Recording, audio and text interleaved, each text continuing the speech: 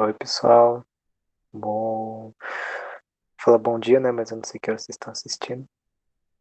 Eu nem tô de manhã também gravando. Mas como é que vocês estão? Um bom dia, uma boa tarde ou uma boa noite para vocês. Espero que sejam todos bem, como fomos de férias, de recesso, né? Como preferirem. Bom, hoje eu tô num cenário novo. Na verdade, eu só mudei o ângulo, tô no mesmo lugar. Então vamos dar continuidade, né, aos grupos aí da botânica, né? A gente precisa tratar de quatro, já foram dois. Então vamos para o nosso terceiro, que são as gimnospermas, certo? Bom, as gimnospermas elas surgiram lá na época em que a Terra ainda era uma Pangeia. Não sei se vocês lembram disso, né? Pangeia era aquele supercontinente enorme, que era uma ilha, basicamente, continental, né? E isso fazia com que, no mais para o centro dessa ilha, né, da Pangeia, a gente tinha grandes formações de desertos, né? Era uma parte muito seca. Então, tipo assim, as partes mais por fora eram mais tinham mais água, né? Porque ficavam perto do mar e tal, então tinha um ciclo melhorzinho. Mais para o centro dessa ilha era um pouco mais seco, né? E aí lembrando que as pteridófitas e as briófitas, né, que surgiram primeiro, elas dependiam muito da água para a reprodução, né? E aí, então, chegar nas gimnospermas e elas tinham essa oportunidade aí, né? De tipo, olha, não preciso de água para me reproduzir. Então, foi uma grande oportunidade delas conseguirem ir dominando esse ambiente, em que antes era, vamos dizer assim, meio que desértico, certo? Bom, então, vamos lá, né? Lembrando mais ou menos onde a gente está agora falando evolutivamente, né? Então, a gente tem aqui as briófitas, né? Que foi o primeiro grupinho que a gente tratou, que era das os musgos e tal, as pteridófitas, que são as samambaias. E aí, vamos falar hoje das gimnospermas. Qual que foi a grande novidade dessas amiguinhas aqui? Foi o surgimento de sementes. Mas qual a utilidade da semente, né? Porque assim, a organização de tecidos diferenciados foi foi uma boa pedida, vamos dizer assim, porque isso ajudou no desenvolvimento do organismo, né? Ele fica mais complexo, então ele consegue competir de uma melhor forma. Tecidos condutores, o que isso ajudou? Ajudou justamente a conduzir nutrientes, né? Nutrientes, água. Então isso possibilitou um melhor transporte interno, né, desse organismo, possibilitando também que ele desenvolvesse novas coisas, vamos dizer assim. Então eles puderam ficar maiores, conseguiram também competir melhor. E agora vem a semente. E qual que é a novidade da semente? Qual que é o rolê dela? Bom, a semente é um negócio muito interessante porque isso aí possibilita que haja uma melhor dispersão desses organismos, né? Que quando a gente tinha lá, como que as pteridófitas e as briófitas se reproduziam? Basicamente, a água passava por cima delas, aí tinha encontro dos gametos, e aí os gametos tinha lá a fecundação e tal, caía num lugar e só tinha água, né? Então, eles ficavam meio que restritos a um certo ambiente. Agora com a semente não, a semente pode cair em qualquer lugar e nascer, né? Então vamos supor que às vezes surgiu uma gimnosperma perto de um rio. A semente vai cair naquele rio, pode ser transportado para muitos outros lugares e aí cair num lugar e colonizar um novo ambiente, né? Então isso possibilitou uma melhor dispersão das gimnospermas, né? Então, vamos lá. Bom, características gerais, né, das gimnospermas são eucariontes, então núcleo organizado, né, DNA organizado no núcleo. São autótrofos, fotossintetizantes, então produzem o próprio alimento. A clorofila é presente, tem a célula vegetal típica, são pluricelulares e aí tem o surgimento das sementes, certo? Bom, agora de onde vem o nome, né? Gimnosperma significa sementes nuas, tá? Então, nada de idade, é apenas uma sementinha, beleza? E aí aqui tem a fotinho do pinhão, como o pinhão é originalmente, vamos dizer assim. Bom, principais representantes aí desses grupos, temos as cicádeas, ou cicas, as araucárias e os pinheiros. Notem que essas plantas, né, hoje em dia, elas estão bem restritas a ambientes um pouco mais temperados, vamos dizer assim, né? Elas não estão muito no ambiente tropical. Mas a gente vai entender isso depois, porque o que acontece? No ambiente tropical, as angiospermas dominaram, porque elas tinham outros mecanismos de reprodução e de dispersão que são muito mais eficientes do que das gimnospermas. E as gimnospermas elas acabaram ficando restritas a regiões mais temperadas, né? Mais distantes dos trópicos, né? Então, por exemplo, as araucárias, a gente tem grandes florestas de araucárias aqui no sul do Brasil, né? É uma região mais fria e tal. Os pinheiros a gente tem mais lá para o norte, lá nos Estados Unidos, no Canadá, na Europa, né? Então isso é uma coisa interessante. E aí é legal dessas árvores, aliás, que, por exemplo, os pinheiros, quando você tem uma floresta de pinheiros, só existe pinheiros naquela floresta, porque elas desenvolveram mecanismos que só possibilitassem que pinheiros nascessem naquele lugar. Então, se você joga uma semente de qualquer outra coisa lá, as outras árvores não deixam nascer, é basicamente isso. Mas a gente pode começar disso em outro momento, nas nossas próximas aulas, né? Bom, então, vamos lá. Principais estruturas aí dessa galera, né? Então, como a gente está tratando no grupo do reino vegetal, né, a gente tem os esporófitos e os gametófitos, né? Então, o esporófito aqui, no caso, vai ser a geração mais duradoura, né? Que é que a gente vê, as árvores, né? As grandes árvores.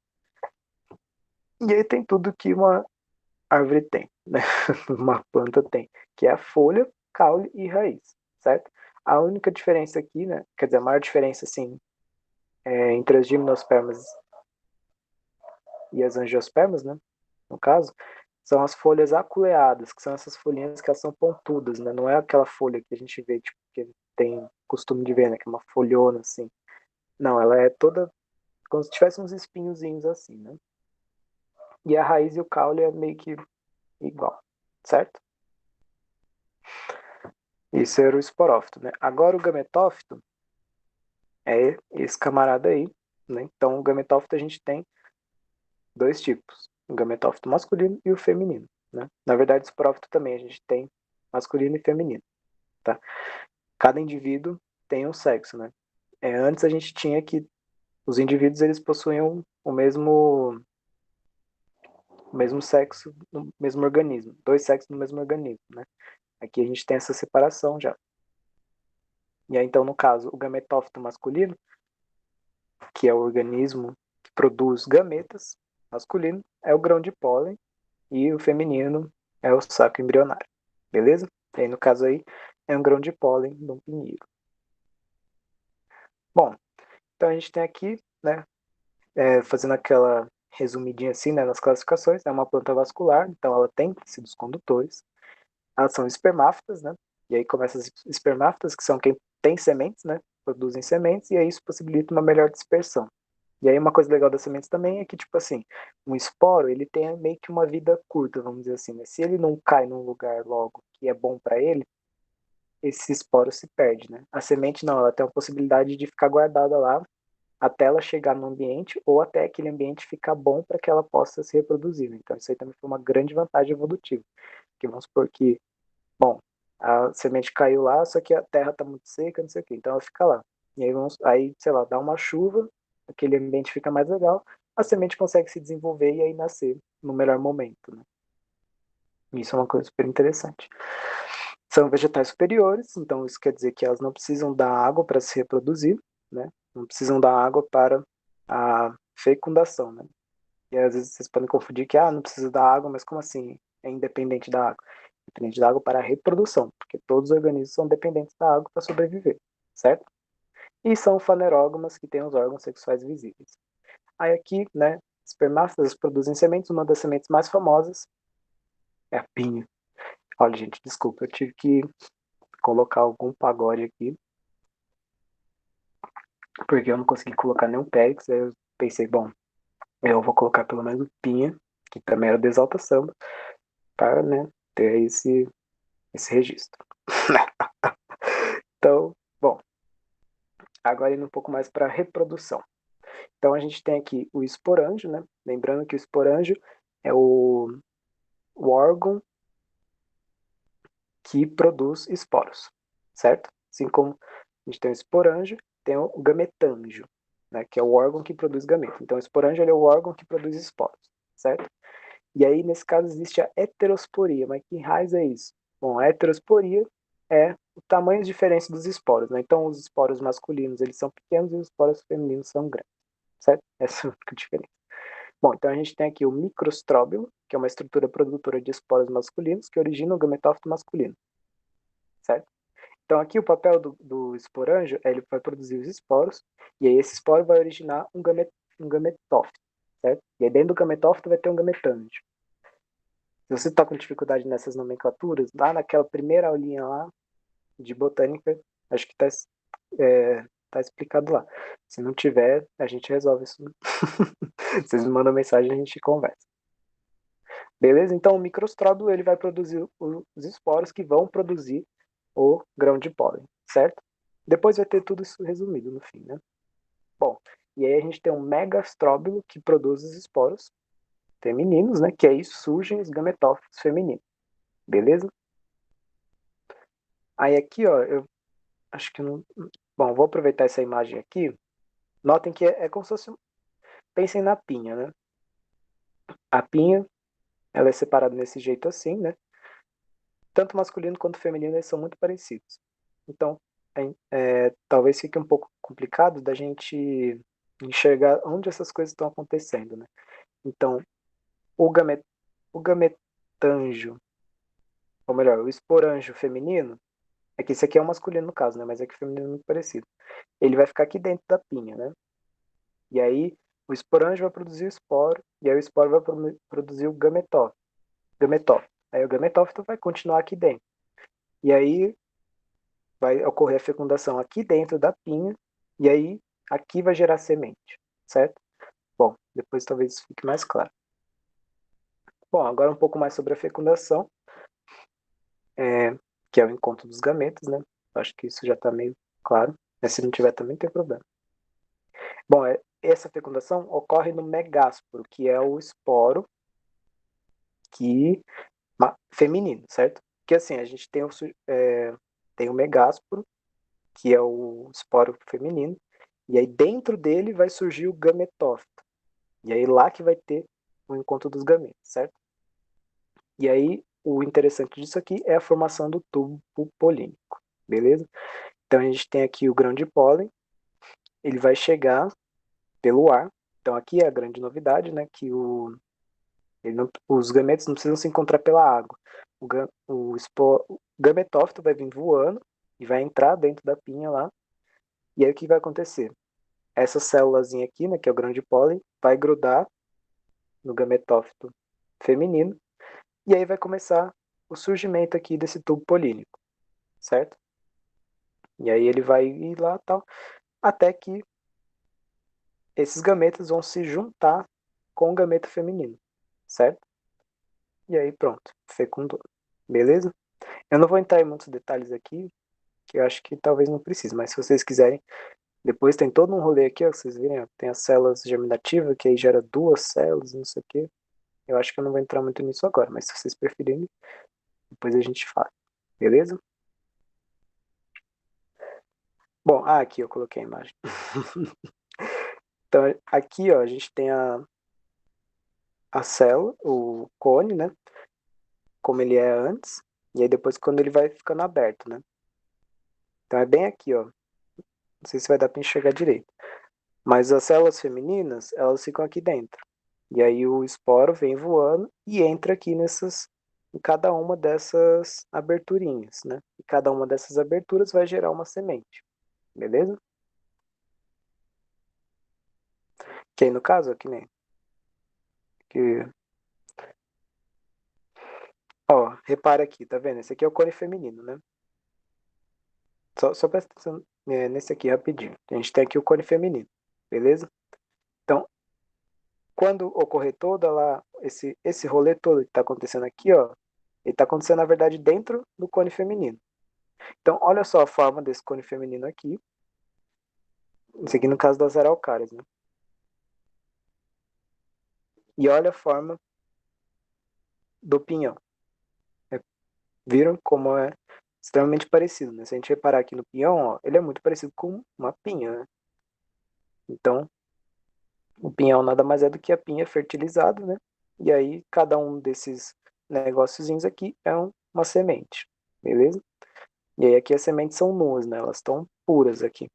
Não é diferente das angiospermas que tem o fruto em volta, né? E aí depois a gente vai falar desse rolê depois. Bom, então agora vamos resumir aí o ciclo reprodutivo, beleza? Então, vou começar por aqui. A gente tem aqui o cone masculino e o cone feminino. Então, o cone masculino vai produzir os micrósporos, né? E o cone feminino vai produzir os megásporos, que são os esporos para produzir os gametas, os gametófitos, né? Isso aqui é uma geração, esse aqui é outra. Então aqui vai surgir o gametófito feminino e aqui o gametófito masculino, que são os grãos de pólen, certo?